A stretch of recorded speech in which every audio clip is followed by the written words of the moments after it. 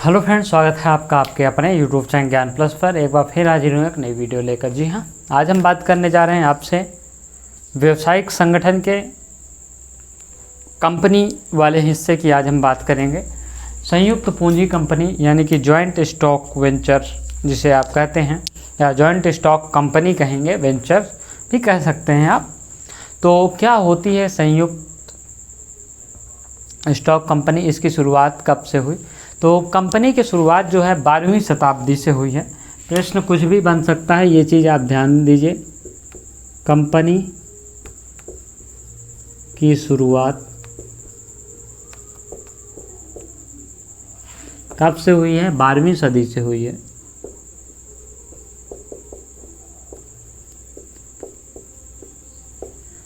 ठीक है। तो इसके बाद क्या हुआ कि ये कहाँ से हुई है? इटली में। 12वीं सदी से इटली से हुई। तो कंपनी की शुरुआत अगर कहा जाएगा तो आपको इटली, यहाँ पे दो ऑप्शन बन सकते हैं, एक तो सदी से बन सकते हैं और एक इटली से बन सकते हैं। ये चीज़ आपको ध्यान देना होगा। उसके बाद जो 16वीं शताब्दी में इंग्लैंड में औद्योगिक क्रांति के साथ इसका तेज़ी से विकास हुआ। तो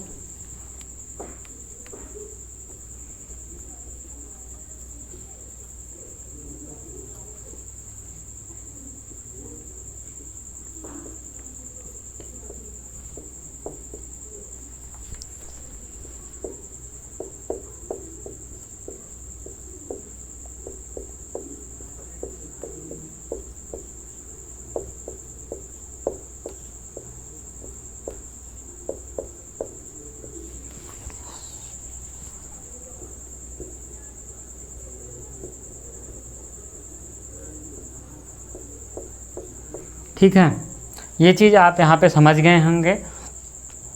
इसे अनेक देशों में अनेक नामों से जाना जाता है, जैसे कि स्टॉक कंपनी के नाम से जाना जाता है यूके में, यानी कि यूके में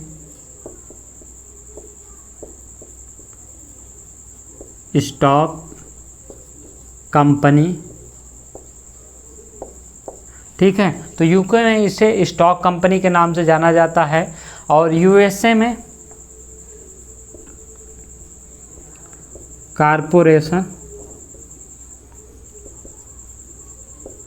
निगम के नाम से इसे जाना जाता है। ये चीज़ आपको ध्यान रखना है, यूएसए में निगम के नाम से। और फ्रांस में सोसिएट स्नीम नाम से जाना जाता है। सोसिएट स्नीम नाम से इसको जाना जाता है।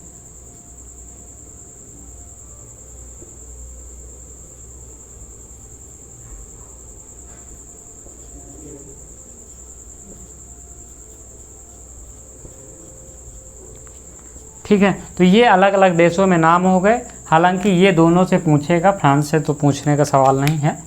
तो ये आपका कुछ बेसिक जो इंट्रोडक्शन था वो हो गया। अब कंपनी की परिभाषा किस में हुई है? तो कंपनी अधिनियम 1956 की धारा 3(1) में कंपनी की परिभाषा दी हुई है। कंपनी एक्ट 1956 की धारा 3(1) में क्या दिया गया है? परिभाषा दी हुई है।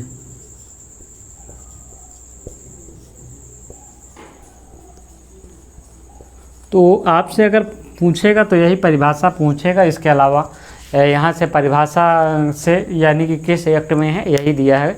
तो कंपनी से तात्पर्य इस अधिनियम के अधीन जो है निर्गमित तथा पंजीकृत की गई कंपनी से है या किसी विद्यमान कंपनी से है। ठीक है, अब कंपनी क्या होता है कि एक कृत्रिम व्यक्ति है, यह पृथक अस्तित्व होता है, सदस्यों का सीमित दायित्व होता है और पूंजी अंशों में विभक्त होती है। तो यही इसका हो गया। क्या हो गया कि कंपनी एक कृत्रिम व्यक्ति होती है, यानी कि इसकी खुद मोहर होती है, इसका खुद एग्जिस्टेंस होता है कंपनी की। उसके बाद पृथक अस्तित्व, व्यापारी या जो इसके निर्माता होते हैं उससे कंपनी का अस्तित्व अलग होता है। इसमें सदस्यों का दायित्व सीमित होता है, यानी कि कोई भी सदस्य जो है जितनी पूंजी लगाएगा उतना ही उसका दायित्व होगा। उसके बाहर वो घरेलू संपत्ति और निजी संपत्ति से उसका कोई संबंध नहीं होगा। और इसकी जो कैपिटल होती है वो अंशों में विभक्त होती है। तो ये हो गया आपका कंपनी हो गई है।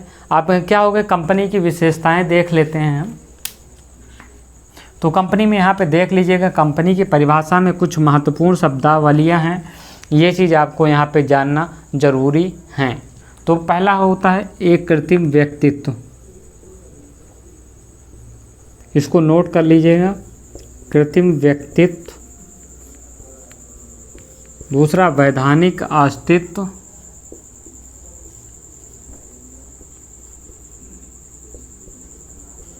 तीसरा होगा सीमित दायित्व, और चौथा हो जाएगा आपका यहाँ पे कि पूंजी अंशों में विभक्त होती है।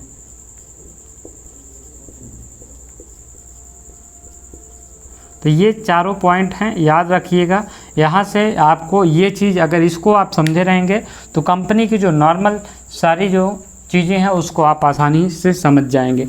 तो अब हम देखते हैं कैरेक्टरिस्टिक ऑफ कंपनी, यानी कि कंपनी की विशेषताएं।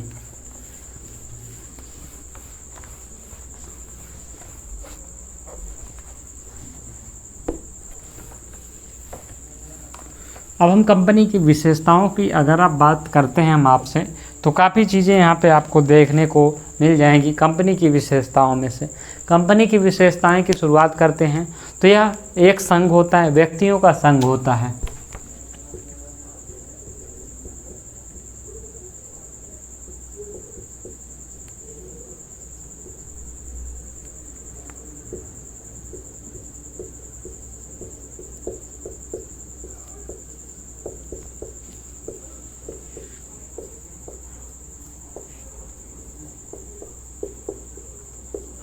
कंपनी में व्यक्तियों का समामेलित संघ का क्या तात्पर्य है, यानी कि जो व्यक्ति मिलते हैं, ठीक है, मिलते हैं तो क्या होता है कि ये चीज़ आपको ध्यान हो, जब कंपनी में लोग मिल के व्यवसाय शुरू करते हैं तो कंपनी का क्योंकि रजिस्ट्रेशन अनिवार्य है, इसलिए समामेलित संघ, यानी कि इसका जो समामेलन होता है, रजिस्ट्रेशन होता है, इसलिए ये क्या होता है कि व्यक्तियों का जो है समावेलित संघ होता है।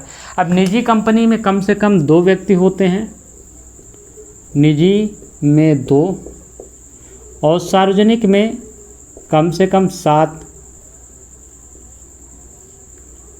व्यक्ति होते हैं। यानी कि इसकी स्थापना, यानी कि इसका पंजीकरण के लिए कम से कम आपको 2 व्यक्ति होने चाहिए प्राइवेट कंपनी में, सार्वजनिक में 7 होने चाहिए, और पंजीकरण इसका करवाना अनिवार्य है। पंजीकरण यदि आप नहीं कराते हैं तो ये फिर कंपनी नहीं मानी जाएगी और इसका कोई अस्तित्व नहीं रहेगा वास्तव में। तो पंजीकरण इसका क्या होता है, अनिवार्य होता है, ठीक है। अब ये क्या होता है, कृत्रिम वैधानिक व्यक्ति होती है। कंपनी जो होती है वो एक व्यक्ति की तरह होती है, कृत्रिम वैधानिक व्यक्ति।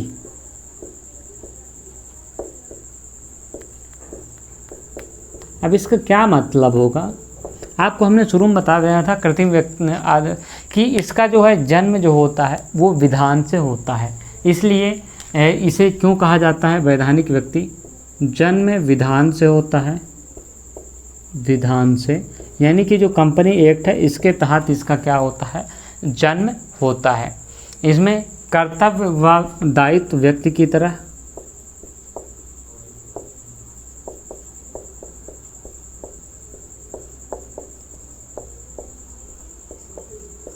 कंपनी का अपना पैन कार्ड होता है, ये चीज़ भी आपको जानना चाहिए। और इसका जो होता है जन्म विधान से होता है, यह क्या होती है, क्रय विक्रय अपने नाम से करती है, अपने नाम पे संपत्ति रखती है, वह बेचती है। इसके अलावा अन्य लोगों से जो अनुबंध करती है ये अपने नाम से करती है, और मुकदमा ये अन्य व्यक्तियों पे मुकदमा चलाने तथा इस पे अन्य व्यक्तियों को मुकदमा चलाने का अधिकार होता है, इसीलिए कि इसे क्या कहते हैं, कृत्रिम व्यक्तित्व कहते हैं। फिर से ध्यान से देख लीजिए कि इसे जन्म विधान से होता है, यानी कि इसका रजिस्ट्रेशन से इसका जन्म होता है। उसके बाद इसका दायित्व जो होता है, कर्तव्य एवं दायित्व एक व्यक्ति की तरह होते हैं, जैसे हमारा तथा दायित्व होता है किसी से उधार लिए हैं तो उसका उधार चुकाना है, और कर्तव्य हमारे जो कार्य होते हैं उसको करना, ठीक है। अब क्रय विक्रय करना भी कंपनी के नाम से होता है, सारी चीज़ें अपने नाम पे संपत्ति ये रह सकती है क्योंकि ये एक व्यक्ति होती है, वो उसे बेच सकती है, अन्य लोगों से अनुबंध कर सकती है तथा मुकदमा चलाने का भी अधिकार होता है। तो ये इसका दूसरा पॉइंट हो गया। अब पृथक वैधानिक अस्तित्व का क्या तात्पर्य होगा, हमने तीनों चीज़ें ऊपर समझा चुकी हैं।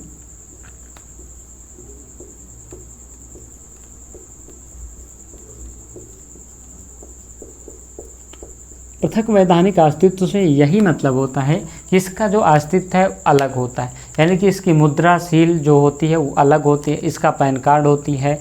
यह अन्य जो व्यापारी हैं उनका अपने अलग होते हैं, व्यवसाय से वो स्वतंत्र होते हैं तथा ये व्यापार अपने नाम से होता है, यानी कि इसका व्यवसायी के ऊपर इनका नाम नहीं होता है, ये इनका खुद अपना नाम कंपनी का होता है। अब स्थायी अस्तित्व,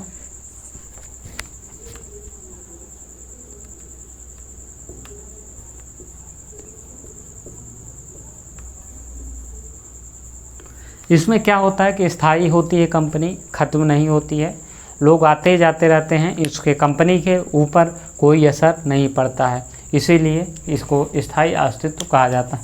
सार्व मुद्रा, कंपनी की अपनी सार्व मुद्रा होती है, यानी कि मुहर होती है। ये इसी मुहर पे क्या करती है कि वस्तुओं को बेचती है, खरीदती है, अनुबंध करती है, इसी मुद्रा से होता है, यानी कि इसी जो मुहर होती है वही इसका सार्व मुद्रा कहलाती है। ठीक है। अब सीमित दायित्व होता है इसमें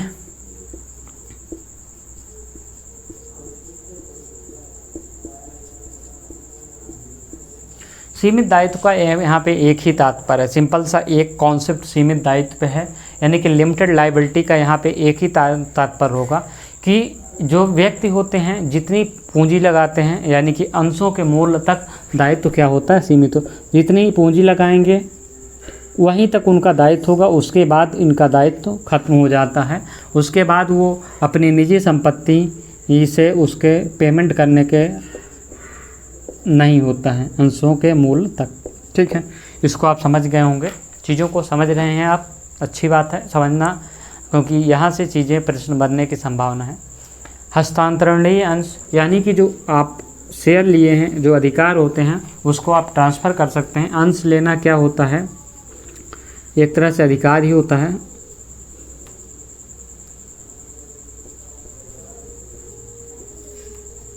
इसको आप क्या होता है किसी व्यक्ति के नाम से क्या कर सकते हैं, ट्रांसफ़र कर सकते हैं, यानी कि जो आप अंश लिए हैं उसको मार्केट में बेच सकते हैं। प्रतिनिधि, प्रबंध या संचालक,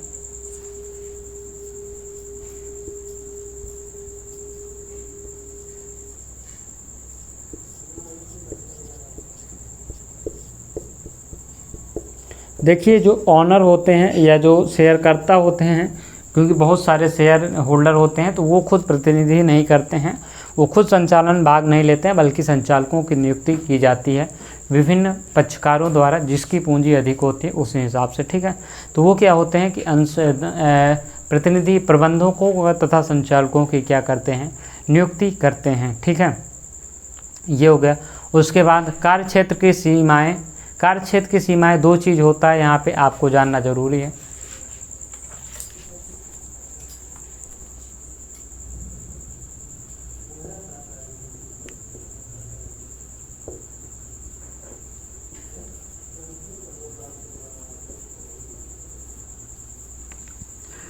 एक होता है आपका कार्यक्षेत्र की सीमाओं में, एक जो होता है वो क्या होता है, एक पार्षद सीमा नियम होता है, एक पार्षद अंतर नियम होता है।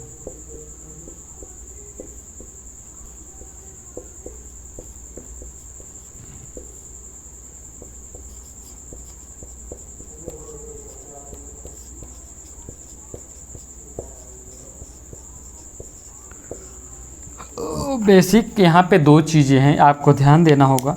पार्षद सीमा नियम, पार्षद अंतर नियम, इन दोनों से क्या आशय है, इन दोनों से आशय ये है कि जो सीमा नियम होता है, कार्यक्षेत्र की सीमाएं, एक पार्षद सीमा नियम होता है, यानी कि जब कॉन्ट्रैक्ट का रजिस्ट्रेशन होता है, यानी कंपनी का रजिस्ट्रेशन होता है, उस समय एक अधिकार पत्र बनाए जाते हैं, उसी के अनुसार से कंपनी काम करती है, यानी कि उसकी सीमा वही निर्धारित करता है पार्षद का सीमा नियम। एवं कंपनी के अंतर्गत कैसे कार्य होगा, किस प्रकार से कार्य किया जाएगा, किसका क्या अधिकार, किसका क्या दायित्व होगा, उन सब का उल्लेख कंपनी के अंदर होता है, यानी कि कंपनी का एक पार्षद अंतर नियम बनाया जाता है, उसी के अनुसार से सारे कार्य किए जाते हैं। तो पार्षद सीमा नियम कार्यक्षेत्र की बाहरी सीमाएं तथा पार्षद अंतर नियम कार्यक्षेत्र की आंतरिक सीमाओं को निर्धारित करता है। ये चीज़ हो गई। अब ये क्या होता है, लाभ हेतु ऐच्छिक संगठन होता है। फिर से यहाँ पे कोई जोर जबरदस्ती नहीं होती, लाभ हेतु ऐच्छिक संगठन।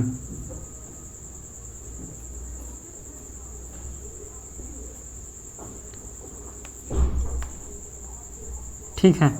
तो ये आपका लाभ है, तो ऐच्छिक संगठन हो गया है। अब लाभ का विभाजन होता है, जो प्रॉफिट होता है उसको समस्त शेयर होल्डर को बीच क्या होता है, विभाजन होता है। लाभ का विभाजन शेयर होल्डरों के मध्य होता है। तो ये चीज़ आपको यहाँ पे लाभ का विभाजन जिसमें एक से अधिक लोग रहेंगे उसमें होगा ही, ठीक है।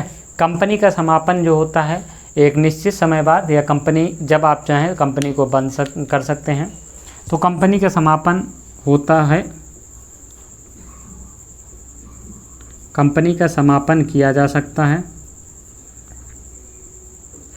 कंपनी एक नागरिक नहीं है, एक नागरिक नहीं। कंपनी एक व्यक्ति है लेकिन नागरिक नहीं है, ठीक है। अब नागरिक और व्यक्ति में क्या अंतर होता है? नागरिक को जो अधिकार होते हैं, जो फंडामेंटल राइट्स, उसमें से कुछ राइट्स व्यक्तियों को दिए जाते हैं, कुछ नागरिकों को, तो उसमें दोनों में अंतर होता है। और ये वोट नहीं दे सकता है, इसका एक प्रतिनिधि होता है, या स्वयं अपने खिलाफ कुछ कर नहीं सकता है, तो इसके खिलाफ इसके प्रतिनिधि होते हैं जो कि सारे कार्य करते हैं। तो नागरिक है या एक व्यक्ति नहीं है, सॉरी एक व्यक्ति है लेकिन नागरिक नहीं है, यानी कि वो सभी अधिकार जो एक नागरिक को प्राप्त होते हैं व्यक्ति को नहीं प्राप्त होते हैं, ये चीज़ यहाँ पे है। तो ये सारे जो हो गए संयुक्त पूंजी कंपनी का जो नॉर्मल विशेषताएं हो गई, ये हो गई। अब हम बात करते हैं कंपनी का वर्गीकरण, क्लासिफिकेशन ऑफ कंपनी, जहाँ पे देखेंगे हम, तो जो कि आपके लिए जानना ज़रूरी है।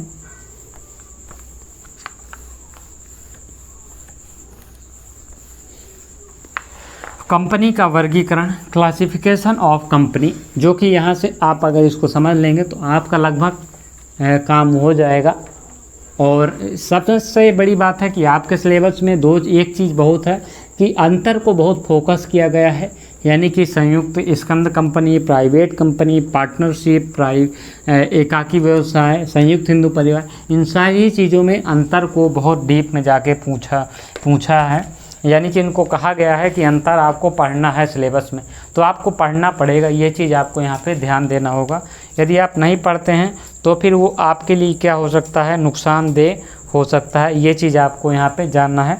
तो हम यहाँ पे कंपनी के प्रकार देखना है, कंपनी के प्रकार, classifications of company, classification of company. तो क्लासिफिकेशन ऑफ कंपनी में आप यहाँ पे देखेंगे 2-3 चीज़ें आपके लिए बहुत महत्वपूर्ण है। तो पहला होता है समामेलन के आधार पे, यानी कि on the basis of incorporation, समामेलन के आधार पे।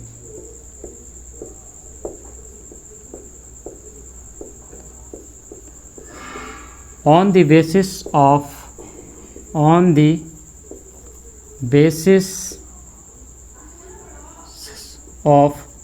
इनकॉर्पोरेशन, ये चीज़ आपको यहाँ पे समझना होगा। इनकॉर्पोरेशन के आधार पे जो होता है वो कैसे होता है, वो क्या क्या होते हैं, कितने प्रकार की होती हैं, इसकी आपको जानना ज़रूरी है। तो पहला हो जाएगा चार्टर्ड कंपनी।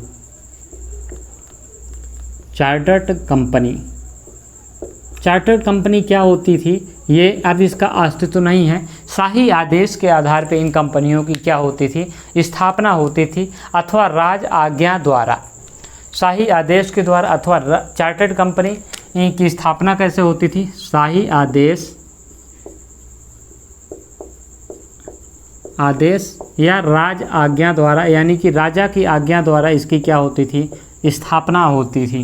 तो ये चीज़ आपको यहाँ पे ध्यान देना होगा कि चार्टर्ड कंपनी इन्हीं को कहते हैं। अब इसका जो अधिकार होता था वो विस्तृत होता था, अधिकार जो इनका है कि वो विस्तृत अधिकार होता था, यानी कि इन पे कोई रोक टोक ज़्यादा नहीं होती थी, ये बहुत काम कर सकते हैं। सीमित दायित्व होती है, जितने लोग होते थे वो सीमित दायित्व इसमें निभाते थे, सीमित दायित्व इनका होता था। कंपनी कोई भी हो उनके दायित्व सीमित होते हैं। तीसरा पॉइंट यहाँ पे अगर हम बात करते हैं तो यहाँ पे इसमें कौन कौन सी कंपनियाँ जैसे कि शामिल होती हैं, ये चीज़ आपको जानना ज़रूरी है। तो जैसे कि ईस्ट इंडिया कंपनी आपने देखा था, वो भी तो राजाज्ञा के माध्यम से हुई थी। ईस्ट इंडिया कंपनी पुर्तगाली कंपनी, फ्रांसीसी कंपनी, ये सारी कंपनी कौन थी? राजाज्ञा के द्वारा ही तो इनको कहा गया था। तो ये हो गया। अब हडसन वे कंपनी जो है वो भी तो राजाज्ञा के द्वारा हुई थी, इसकी 1670 में हुई थी। वर्तमान में ये प्रचलित नहीं है इस प्रकार की कंपनियाँ। तो ये पहले थी ईस्ट इंडिया कंपनी जैसी थी 31 दिसंबर 1600। ठीक है, तो ये चार्टर्ड कंपनी हो गई। अब इसमें दूसरा हम करते हैं वैधानिक कंपनी। दूसरा देखते हैं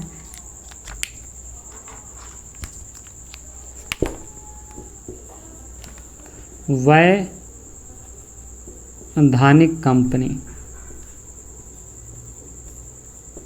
वैधानिक कंपनी से क्या तात्पर्य है? लीगल कंपनी जिसे आप कह सकते हैं। लीगल कंपनी से तात्पर्य सिंपल सा यही है कि जो कंपनी लीगल होती हैं उन्हें लीगल कंपनी कहा जाता है। अब लीगल कंपनी का क्या आशय होगा इसको आपको समझना होगा। लीगल कंपनी उन कंपनियों को कहते हैं जिनकी स्थापना संसद या विधान सभा के माध्यम से राष्ट्रीय महत्व के लिए की जाती है। जिनकी स्थापना संसद के माध्यम से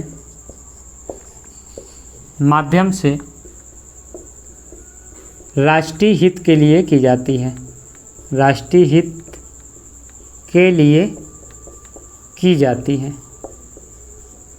अब ऐसी कंपनियों को क्या कहते हैं? वैधानिक कंपनी कहते हैं। इसमें क्या बात करें तो इसमें क्या कहें कि इन्हें उन्हीं प्रावधानों विशेष पे काम करना होता है जिस उद्देश्य के लिए निर्धारित की गई हैं या बनाई गई हैं, वही इनको काम करना होता है। इनको कुछ विशेष अधिकार प्राप्त होते हैं। इनमें रोक टोक बहुत ज़्यादा नहीं होती है।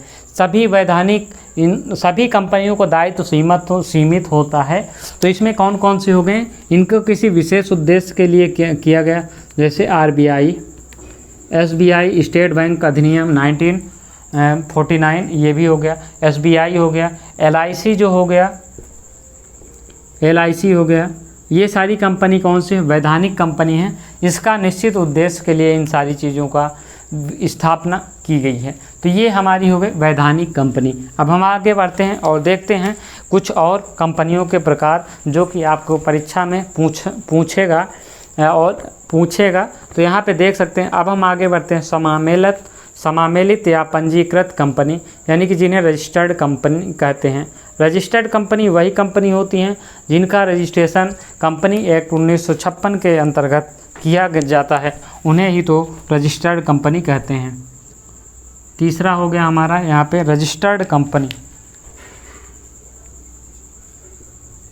रजिस्टर्ड कंपनी के बारे में यदि हम बात करते हैं यहाँ पे, तो सिंपल सा यही तो लॉजिक होता है कि जिन कंपनियों का रजिस्ट्रेशन जो है कंपनी एक्ट 1956 के अधिनियम हुआ था। हालांकि कंपनी एक्ट 2013 में काफ़ी बदलाव किए गए हैं, तो उन्हें क्या कहते हैं? पंजीकरण कंपनी कहते हैं। इसमें कोई भी कंपनी हो सकती है, जैसे कि आपकी इंश्योरेंस कंपनी। अब देखिए इसमें विभिन्न एक्ट के माध्यम से हो सकती है। तो इंश्योरेंस कंपनियाँ इंश्योरेंस एक्ट जो है 1938 है, इसके अंतर्गत स्थापित होती हैं। ये चीज़ आपको ध्यान रखना है, कंफ्यूज नहीं होना। अब इलेक्ट्रिसिटी सप्लाई एक्ट 1948, इलेक्ट्रिसिटी कंपनियां जो हैं, इलेक्ट्रिसिटी सप्लाई एक्ट 1948 के अंतर्गत जो इलेक्ट्रिसिटी से संबंधित कंपनियां काम करती हैं उन्हें कहते हैं। अब बैंकिंग कंपनियां जो बैंकिंग से संबंधित होती हैं, वो बैंकिंग रेगुलेशन एक्ट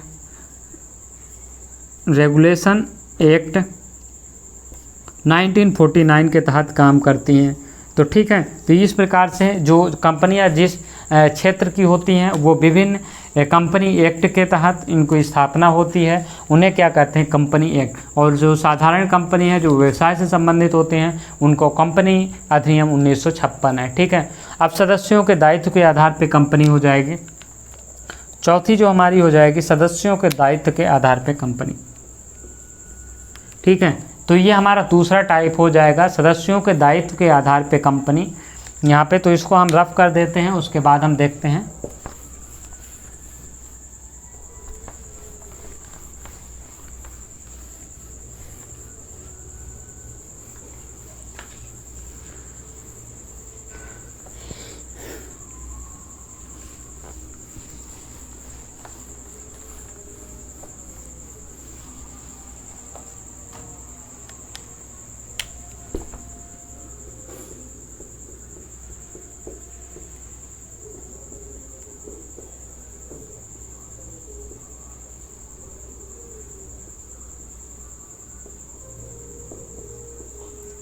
अब सदस्यों के दायित्व के आधार पर कंपनी को कितने भागों में बांटा गया है।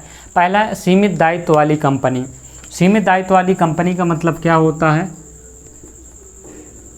सीमित दायित्व वाली कंपनी, जो नॉर्मल कंपनी होती हैं वो यही होती हैं जिनके अंशधारियों की पूंजी जो होती है, जो अंशधारियों के जो लायबिलिटी होती है उनके लगाई गई पूंजी तक ही सीमित होती है, वही क्या होती है, सीमित कंपनी होती है। इनके नाम के आगे लिमिटेड शब्द लगाना क्या होता है, अनिवार्य होता है।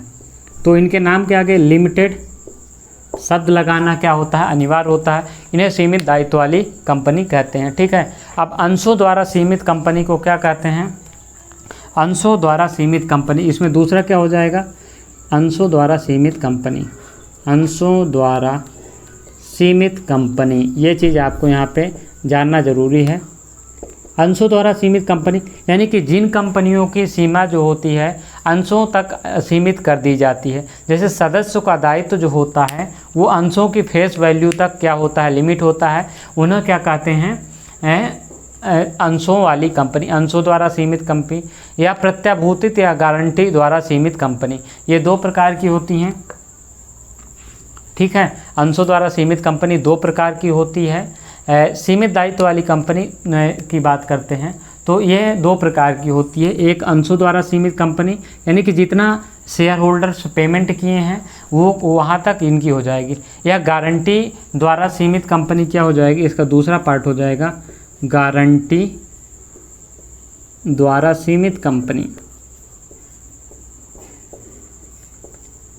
तो सीमित कंपनी के ये पहला भाग हो जाएगा अंशों के आधार पे, और दूसरा हो जाएगा गारंटी। अंशों के आधार पे जितनी उन्होंने अंश लिया है वहीं तक उनकी लिमिटेड होगी। और गारंटी द्वारा सीमित कंपनी की अगर हम बात करते हैं तो यहाँ पे क्या हो, सदस्य का दायित्व जिसे प्रत्याभूतित भी कहते हैं, तो यहाँ पे क्या हो जाएगा कि इस प्रकार की कंपनी में प्रत्येक सदस्य का दायित्व उस राशि तक सीमित होता है जिसे कंपनी के सदस्य कंपनी के समापन होने की स्थिति में कंपनी के कोष में जमा कराने का वचन देते हैं। यानी कि इसमें गारंटी देते हैं कि कंपनी जब खत्म होगी और कंपनी में यदि पूंजी की कमी पड़ेगी तो उस लिमिट तक हम पेमेंट करेंगे, उस लिमिट के द्वारा जहाँ तक ये गारंटी लेंगे उस लिमिट तक वो पेमेंट करेंगे। ऐसी कंपनी अंश पूंजी तथा बिना अंश पूंजी दोनों प्रकार की होती हैं। ऐसी कंपनी का जो स्थापना का उद्देश्य होता है वो लाभोपार्जन नहीं बल्कि शिक्षा, कला, विज्ञान, खेलकूद आदि के क्षेत्र में होता है। अब असीमित दायित्व वाली कंपनी,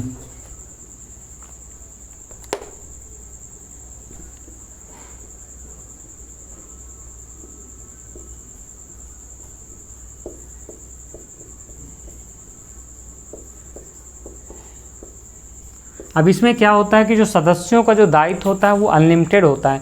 आजकल ऐसी कंपनी प्रचलन में नहीं है, ना इनका रजिस्ट्रेशन भी नहीं होता है, क्योंकि यदि अगर कंपनी डूब गई तो हो सकता है कि घर के सदस्यों की घर की पूरी संपत्ति बिक जाए, वो उस परिवार रोड पे आ जाए तो भी उनके लायबिलिटीज़ का पेमेंट पूरी तरह से ना हो पाए, इसलिए इन्हें असीमित दायित्व वाली कंपनी कहते हैं। ठीक है, अब हम बात करते हैं अब स्वामित्व के आधार पे कंपनी। यहाँ पे कंपनी अब लगभग हमारे अंतिम चरण में है और ये चैप्टर भी हमारा यहाँ से अंतिम चरण में हो जाएगा। डिफरेंस बचेगा तो डिफरेंस हम करेंगे अगली वीडियो में, उसके लिए हम अलग से वीडियो लाएंगे। तीसरा है स्वामित्व के आधार पे कंपनी।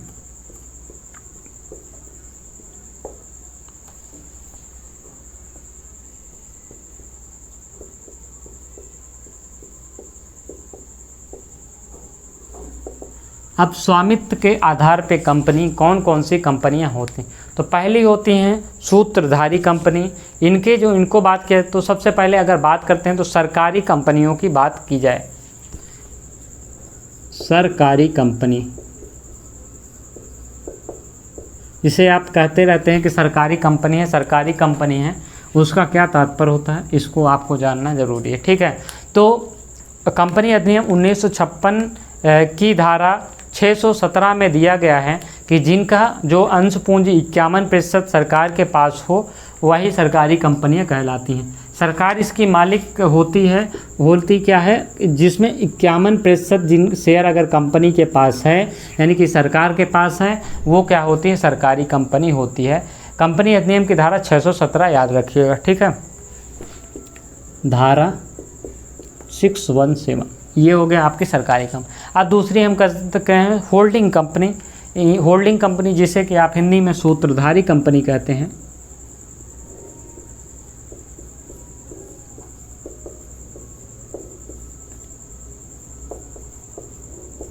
होल्डिंग कंपनी,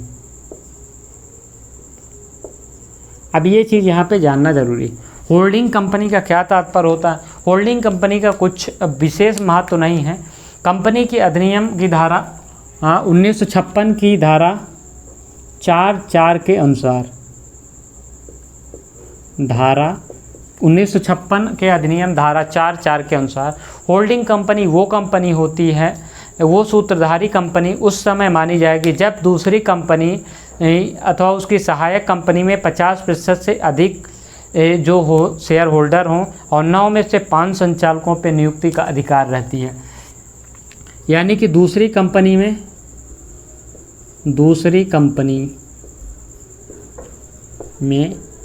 50% से अधिक शेयर हों, अधिक अंश हों और 9 में से 5 संचालकों की नियुक्ति का अधिकार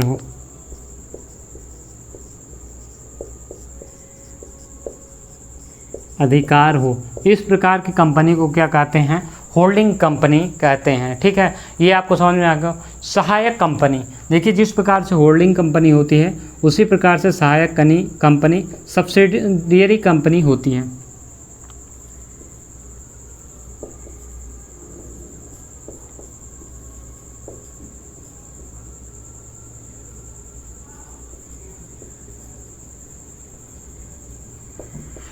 ये होते हैं सब्सिडियरी कंपनी, जिसे कि आप कहते हैं सब्सिडियरी कंपनी, जिसे आप कहते हैं सब्सिडियरी कंपनी। क्या होती है, सब्सिडियरी कंपनी में धारा 4(1) है, कंपनी अधिनियम की धारा 4(1) याद रखिएगा, परीक्षा में पूछ सकता है धारा वारा। तो यहाँ से यह क्या होता है, किसी अन्य कंपनी की सहायक कंपनी हो। यह जब कंपनी, ये वो कंपनियां होती हैं जो किसी अन्य कंपनी की सहायक कंपनी हो। जैसे सूत्रधारी कंपनी में क्या होता है, इसमें दूसरी कंपनी सहायक होती है। इसी में मान लीजिए कि ये कंपनी इसकी सहायक है, तो ये सूत्रधारी कंपनी हो गई और ये सहायक कंपनी हो गई, ठीक है। ये दोनों में डिफरेंस। सूत्रधारी कंपनी में दूसरी कंपनी क्या होती है, उसकी दूसरी कंपनी की वो ऑनर होती है, और सहायक कंपनी में कोई और कंपनी इसकी ऑनर हो सकती है, यानी कि सूत्रधारी कंपनी इस सहायक कंपनी की ऑनर हो सकती है। तो ये हो गया आपकी सहायक कंपनी, ठीक है। अब इसमें क्या कैसे होता है, मान लीजिए कि क्या होता है, जो टाटा है, टाटा बहुत सी चीज़ों का उत्पादन करती है। तो टाटा ने क्या किया कि एक जगह जैसे ट्रक बनाना है उसे, तो एक जगह इंजन बनेगा एक कंपनी में, एक जगह क्या बनेगा, टायर बनेगा, एक जगह बनेगा पार्ट्स बनेंगे, ठीक है। तो ये अलग अलग जगह बनते हैं। तो ट्रक के उत्पादन के लिए ये अलग अलग सहायक कंपनियों को टाटा ने खोल लिया, यही सहायक कंपनियां कहते हैं। यानी कि ट्रक जो टाटा है वो क्या हो गई, सूत्रधारी कंपनी हो गई, और ये सारी क्या हो गई, सब्सिडियरी कंपनी हो गई। आपको अब समझ में आ गया होगा, चीज़ें क्लियर हो गई होंगी। तो ये हो गई आपकी सहायक कंपनी। अब हम आगे बात करते हैं, तो राष्ट्रीयता के आधार पे चौथा हमारा हो जाएगा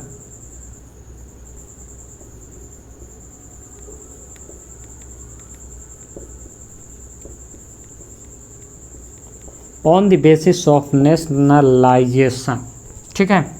on the basis of nationalisation की बात करते हैं, तो देसी कंपनी पहली होगी देसी कंपनी।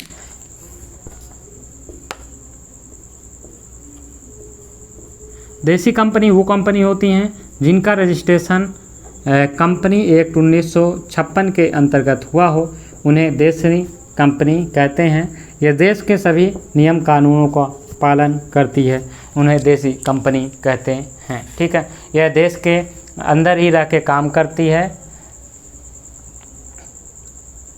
ठीक है, तो इन्हें ये कंपनी अधिनियम 1956 के अंतर्गत रजिस्टर्ड हो, चाहे वो बाहर देश के अंदर काम करे चाहे बाहर काम करे, उसे देसी कंपनी कहा जाएगा। विदेशी कंपनी,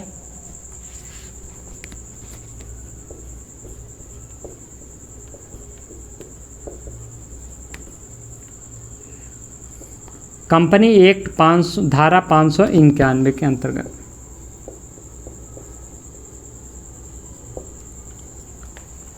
जो कंपनी विदेश के किसी कानून के अंतर्गत रजिस्टर्ड हो, ठीक है,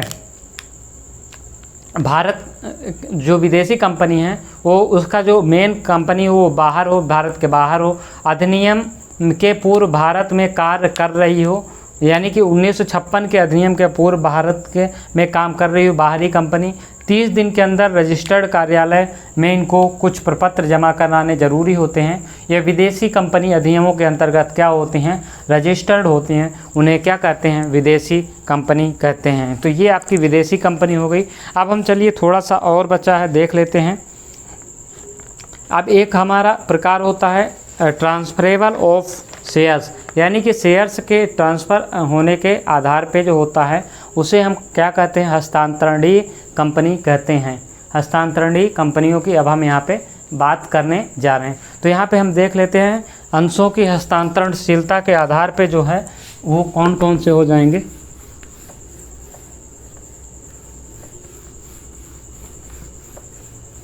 थोड़ा सा और है, 4-5 मिनट का काम।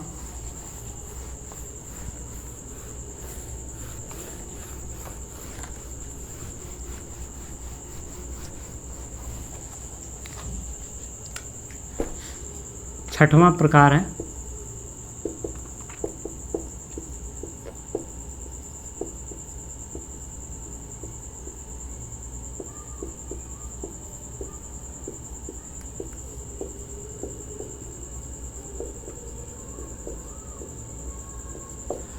अंशों के हस्तांतरणशीलता के आधार पे निजी कंपनी और सार्वजनिक कंपनी, जिन्हें कि आप जानते हैं।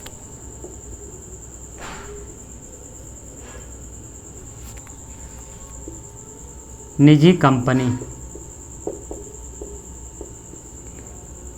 निजी कंपनी क्या होती हैं, सार्वजनिक कंपनी।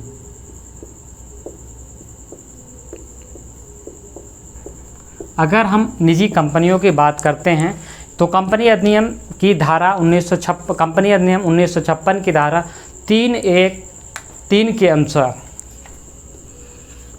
धारा 3(1)(3) के अनुसार प्राइवेट कंपनियां किन्हें कहते हैं, अंतर्गत निजी कंपनी वो हैं जो अपने अंतर्नियम में अपने अंशों आदि के हस्तांतरण के अधिकार पर प्रतिबंध लगाती हो, यानी कि अपने शेयर को ट्रांसफ़र ना हो, अपने सदस्यों को सीमित करे, यानी कि हालांकि ये पहले 50 था लेकिन अब इन्हें 100 कर दिया गया है, यानी कि इनकी अंशों की पूंजी के आधार पर इन्हें कर दिया गया है।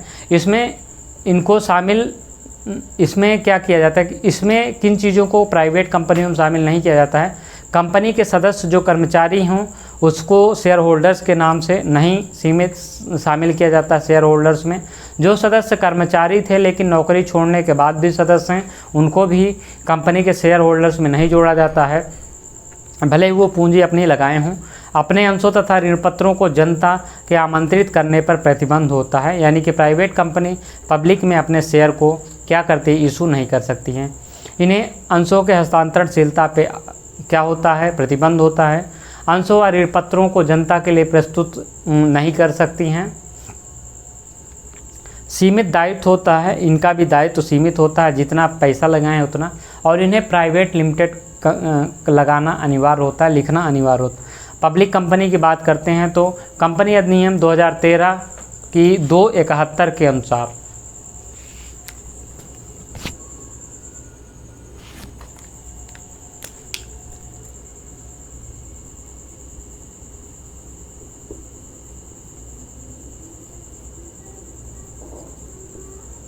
2013 के अनुसार 271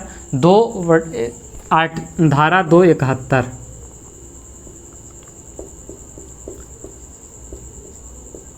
के अनुसार सार्वजनिक कंपनी वो कंपनियां होती हैं जो प्राइवेट कंपनियां नहीं होती हैं, उन्हें सार्वजनिक कंपनी कहते हैं। ठीक है, जिसकी पेड अप कैपिटल कम से कम 5 लाख से कम ना हो, यानी कि पेड अप कैपिटल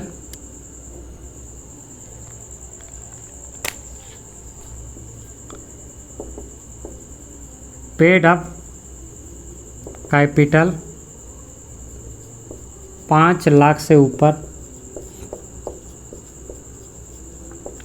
ठीक है, जो पब्लिक कंपनियां जिनकी पूंजी 5 लाख से कम है वो कंपनी नहीं कहलाएगी, यानी कि पब्लिक कंपनी नहीं कहलाएगी।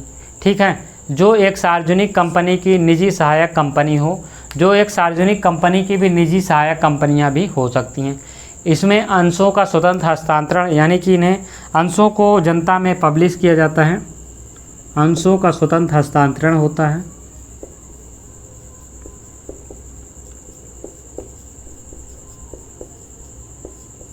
यानी कि पब्लिक में ये क्या हो सकता है, पब्लिक इसे शेयर्स को खरीद सकती हैं, बेच सकती हैं, अंशों तथा डिबेंचर्स को ये बेच सकती हैं। सदस्यों की अधिकतम सीमा पे कोई भी प्रतिबंध नहीं होता है।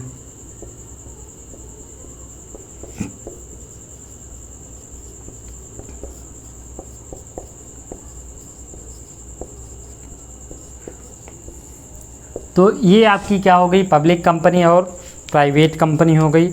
कंपनी एक्ट में, यानी कि कंपनी अधिनियम 2013 की बात करें तो वहाँ पे अलग अलग काफ़ी चीज़ें विस्तार में दी हुई हैं। और फिलहाल ये आपका हो गया व्यवसायिक संगठन के आधार पे जो विभिन्न डिफरेंस थे वो हमने कर लिए हैं इस वीडियो में। तो अभी हमारी इसमें से टॉपिक बचा है कि सभी में डिफरेंस आपस में देखना है, ये हम कर लेंगे अपनी अलग वीडियो में। तो ये रही आपके लिए वीडियो, इस वीडियो में इतना ही। मिलेंगे अगली वीडियो में नए टॉपिक के साथ, तब तक के लिए धन्यवाद। पढ़ते रहिए, मुस्कुराते रहिए। जय हिंद, जय भारत।